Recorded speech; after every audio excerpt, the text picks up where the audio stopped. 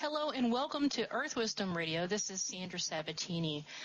Our featured artist of the month is artist Kiki Curry. Kiki Curry's art is simply stunning, a kaleidoscope of colorful and textural paintings dancing with amazing vividness. Her works of art have been featured in magazines like LA Mode Magazine and Building 7 Magazine. Her works of art have been seen on exhibition in many galleries from Texas, Arizona, and more. It's with great pleasure Earth Wisdom Radio welcomes the featured artist of the month, Kiki Curry. Kiki, welcome to Earth Wisdom Radio. Thank you for having me, Sandra. Well, it's a pleasure to be here. Well, it is a pleasure to have you, Kiki. I've really been a fan of your artwork for quite some time, and it's so wonderful for Antara and I to be able to have you on the show today. To start off, to let our listeners know a little bit more about you, if you would feel comfortable in doing so, telling our listeners a little bit about where you grew up and what was some of your inspiration as far as painters that influenced you. Yes, of course. I grew up in a little town called Waxahachie, Texas, and that's a suburb, well, not too far from Dallas, although it's very rural. And my grandparents had a farm, and so I was around horses a lot and nature. So therefore, I was always kind of a country girl, from the beginning, and always a tomboy, climbing trees, and just loved nature, especially trees. And I use a lot of landscape in my painting now, and the trees I always also bring into my paintings, but horses is my strong point as far as I guess I have done more horses, painted more horses than anything. It just calls to you, doesn't it? I mean, they're just so beautiful, beautiful creatures. Let me ask you this, Kiki.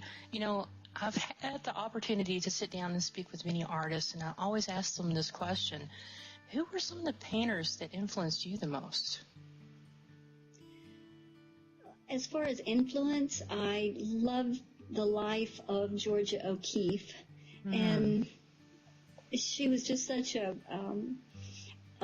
forefront for women artists in her time. It was just unheard of for there to be a famous woman artist. So I just admire her tenacity and her dedication to her art and her strong will. And I have a lot of independence in me, and I just have always admired that in her. And I loved her art, but I don't emulate her style. And it's just that she did a lot of flowers and landscapes, but the area that she lived was called Ghost Ranch, and that was where her studio was. And that's in it's north of Santa Fe in a little town called Abiquiu. And I've been there to visit several times, and the sunsets there are just magnificent. And I have taken pictures and painted some of the sunsets that I've seen from Ghost Ranch, and I've even called some of my paintings from the porch of Ghost Ranch, or Storm over Ghost Ranch, or something like that. It was just so inspiring to be there. And the Southwest has always appealed to me, even though I was born in Texas. I love the big skies of Santa Fe and New Mexico in general, and Arizona.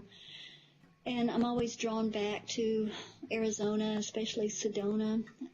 It's just such a spiritual, uplifting, and an inspirational point for me. It just touches my soul. And when I paint, I keep in mind the freedom of spirit, and I let it flow through me as an artist. And I wish for that others see that and feel it in my work.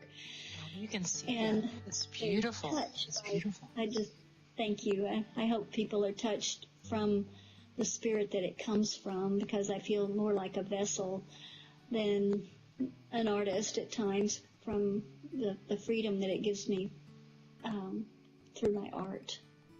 Well, you do a form of art called fiber art. What is fiber art for our listeners out there? That was the first medium that I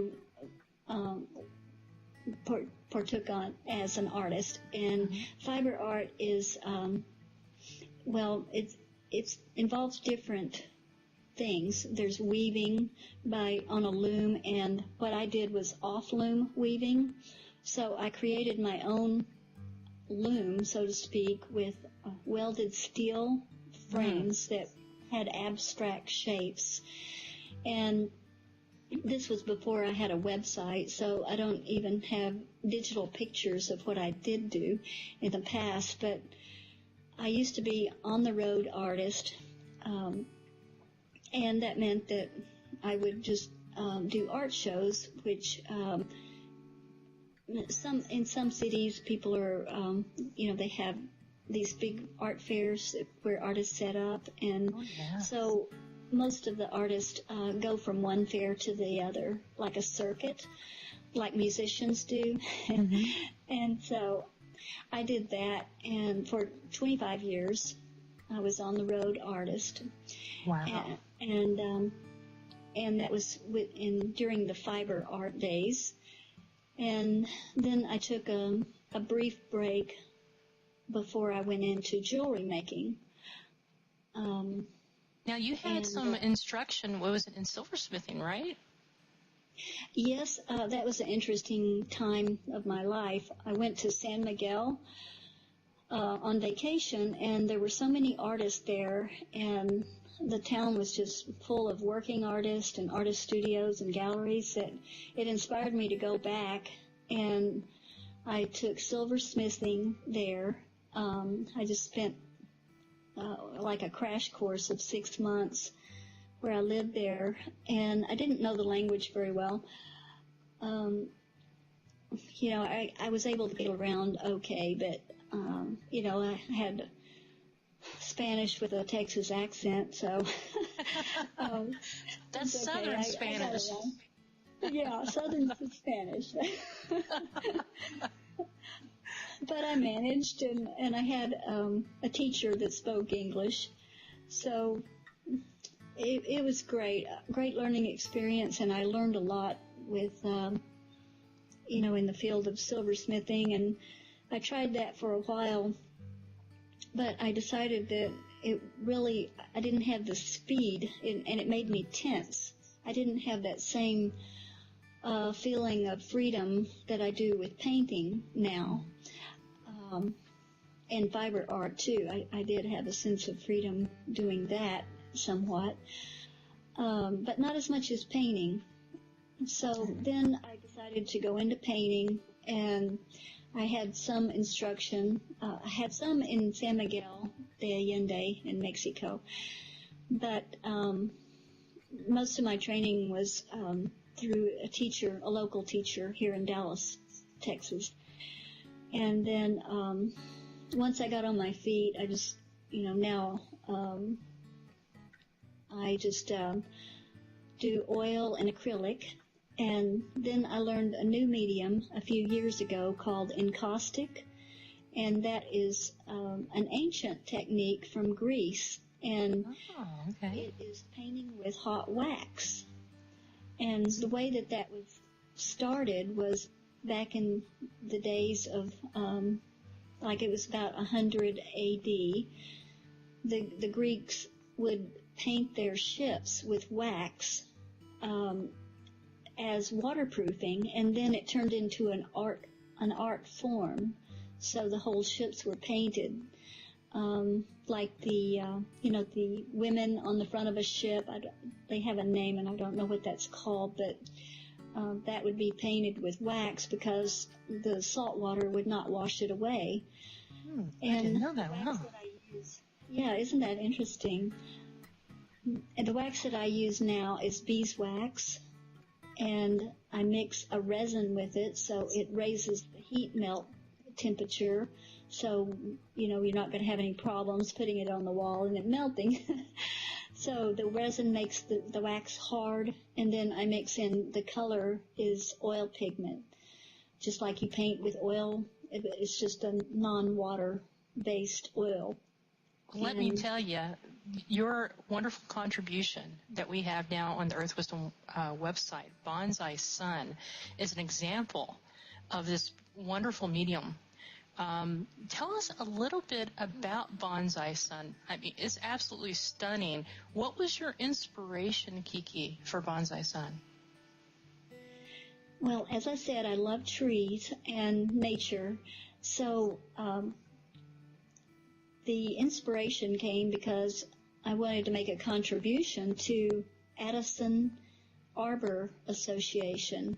And Addison is a suburb of Dallas, and they plant, I don't know how many trees a year, but I really appreciate what they do, to keep greening up a city, and planting trees and having a goal every year to plant so many. So I contacted the association and asked if I could make a contribution of my art. And they were thrilled, and so I'm presenting that to the city, and it's going to be hung in the town hall. So it's a very large piece. It's a 40 by 60, and so they're going to have a big presentation pretty soon for that, and that's exciting to be a part of, giving something to the city, and it's a charity that I particularly like, as well as I donate to like Remember Me Rescue. It's a horse rescue, so I'll donate to them for horse shelters and rehabilitating horses that have been abused, as well as retired racehorses. And then my other favorite charity is Allie's House in Dallas, and that's coming up in February. And they help teenagers that are unwed mothers and raising their children. That's wonderful, Kiki. You do so much to give back. You can see it in all the things that you do. Let me ask you this. What would be a couple of things that you could tell our listeners about yourself that would probably surprise them? Well, not many people in my life now know that I used to be a stand-up comic. Oh, okay. And that was a 4-year period in between giving up fiber art and and the jewelry making. So what got you into comedy? What got you into comedy, Kiki? Well, I wanted a break from art and just to see if I had any other talents. So another creative aspect to yourself, right? Just another wonderful outlet to channel all that wonderful energy. That's great. As long as it's created, I'm okay. It's like anything to do with numbers. I'm not too, proficient, but there's other people that have that talent. So let's see. So I wrote my own material, and I was the opening act for a comic named Tony Stone, and he's still actively performing. And so we traveled around the country, and so I was his opening act, and then he was a headliner. So you guys did like this comedy club thing? Is that what you guys did, Kiki? Like comedy clubs and different things like that? Okay. Yes, we would travel around from one comedy club and sleazy bar to the next. So. Oh, no. well, let me ask you this. I heard that you had also penned a book. Is that correct? Yes. After well, what was the turning point was 9/11, and so it was that was the end of my comedy career, because I didn't want to be on the road, and people were not in the mood for laughter at that point. For a good year after 9/11, I just quit, and I introverted, and I always wanted to write a novel, so I just started writing, and I wrote a murder mystery called Crow's Calling, and it's still available on Amazon. And let's see, it's humorous, because I was still in a humorous mode at that point in my life. I've always been a kind of a mischievous type personality anyway. But so I made a murder mystery, but it was a humorous murder mystery. So it's a Texas-based tale of murder and intrigue. That's the subtitle. And wow! I'm just thinking. I mean, you're like putting all your energy into art, into comedy, and into literature. What's next for you, Kiki? I mean, it's just like all these wonderful outlets to really channel your energy and let it flow through you. What's next for you? What's next for Kiki Curry? Well, recently, my husband and I were given the opportunity of taking over directorship of a 13,000 square foot gallery. It's amazing. Wow. It's so exciting. So it's at a mall in Dallas. The name of the mall is Valley View Mall, and it was dying. It went into bankruptcy, and then it was bought by Beck Ventures. And so they're turning the mall around, and the first thing that they did was put in a beautiful gallery, and the website is called Gallery at Midtown. So that is what I'm currently doing is, and my husband and I, Douglas Winters, we took over as directors, and in addition to just managing the gallery day to day, we have been given the job of leasing out 2 wings of the mall, and it's an eighth of the mall that will be artist studio and gallery spaces. Oh, that's and great. So in 4 weeks, we leased all but 2 spaces, and so we're working on that, and we'll have them all leased probably by the end of the year. All working artists and galleries, and I want to back up by saying that Douglas and I also have a gallery called SkyPonyStudio.com. Great. And Sky Pony Studio, and we have had that since June of 2012. So let's see.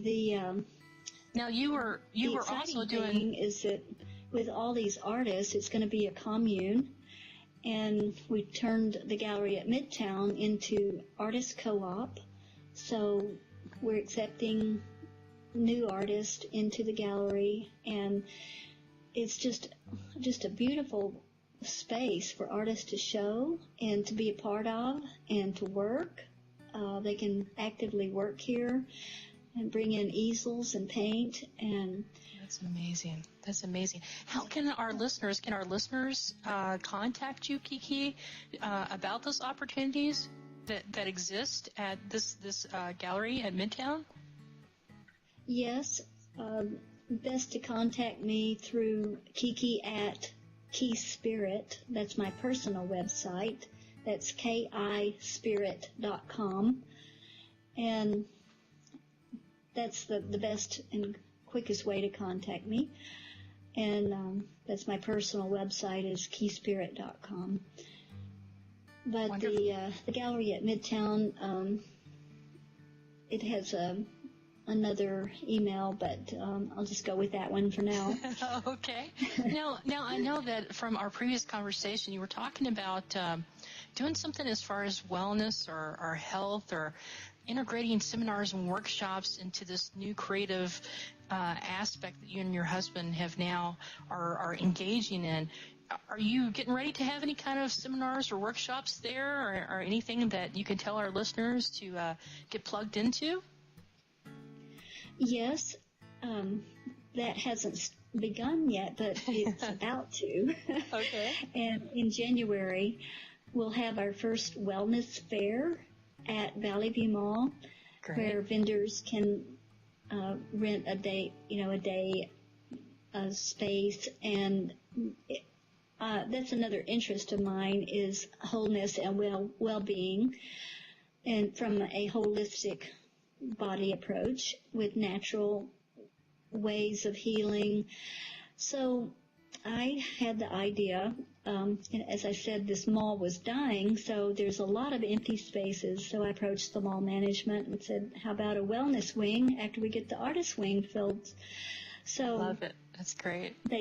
They love the idea, and there's not anything in Dallas where there's one central place where you can come for holistic healing and well-being. So we'll start on that at the first of the year to have our first wellness fair. And with that core group, we'll probably get a lot of interest in leasing spaces here. And there's spaces available where we'll have like a wing for massage therapist, Reiki, all sorts, all phases of holistic healing and well-being. We're welcome, chiropractors, etc. The gamut there. That's so wonderful, Kiki. Please keep us posted on that so that we can let our listeners know when you go into that next phase in January. Is there a way that our listeners can connect with you on Facebook? Do you have a Facebook page that they can connect with you also on Facebook? Yes, we have the Kiki Curry on Facebook and Sky Pony Studio, okay, and Gallery at Midtown. Outstanding. Well, Kiki, thank you so much for coming on Earth Wisdom Radio. It's an absolute pleasure and an honor to be with you. And once again, Kiki's website is www.keyspirit.com and www.skyponystudio.com. That's www.skyponystudio.com. Kiki, I hope to have you back on Earth Wisdom very soon, and we'll be following you on your developments.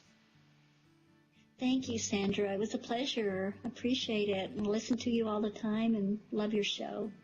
Well, thank you so much, Kiki. And for our listeners around the world, we'll be right back. You're listening to Earth Wisdom Radio.